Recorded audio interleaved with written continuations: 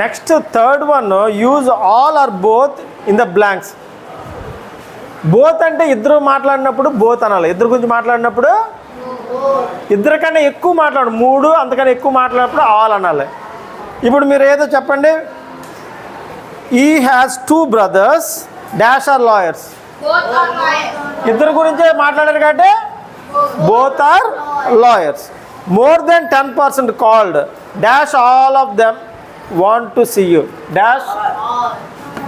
10 members అన్నాడు కాబట్టి all. They dash cheat the team. అందరూ ఇద్దరికన్నా ఎక్కువ ఉంటారు కదా మ్యాచ్ చూస్తున్న వాళ్ళు. All cheat the team. Next dash parents are teachers. ఇద్దరే కదా పేరెంట్స్ అంటే ఫాదర్ మదర్ ఉంటారు కదా.